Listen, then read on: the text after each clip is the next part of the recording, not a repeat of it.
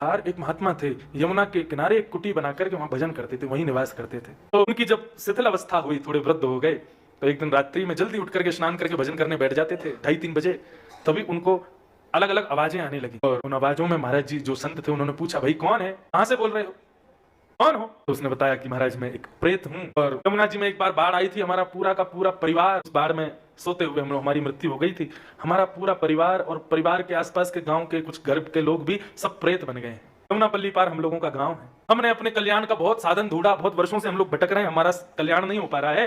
तभी हमको संकेत मिला ठाकुर जी से कि कोई भजनानंदी महात्मा अपने भजन के बल से तुमको मुक्त कर सकता है इस प्रेत योनि से। महाराज जी हम आपकी शरण में आए हैं, हमारा पूरा परिवार पूरा वो सब पर आप कृपा करो कि हमारा कल्याण हो जाए। महात्मा बड़े सरल सहज रात्रि भर सोए नहीं, भजन करते रहे। ठाकुर जी का बोले मैं विचार करता हूँ क्या करना है। अपने शिष्यों को बुलाया, बुला करके उन्होंने एक प्रस्ताव रखा कि मेरा समय कभी भी अंत हो सकता है, शिथिल अवस्था है, वृद्धावस्था में मैं आ गया हूँ।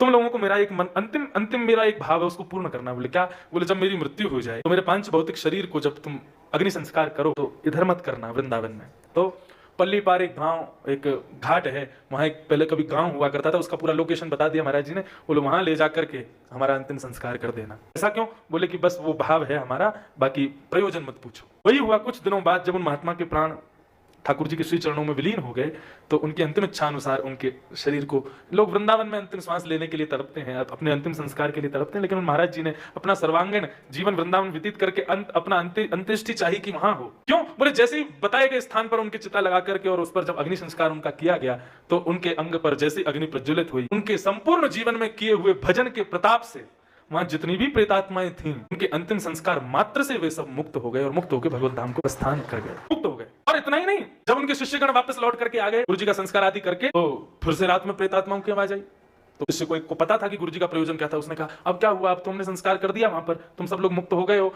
अब क्यों रो रहे हो? तो फिर वो प्रेतात्मा बोले मेरा पूरा परिवार मुक्त हो गया, मैं कहीं घूमने चला गया था, मैं रह गया, मेरा कल्याण और करवा। बोले अब तुम्हारे कल्याण के लिए क्या हम अपने प्राण त्याग दें? क्या करें बताओ?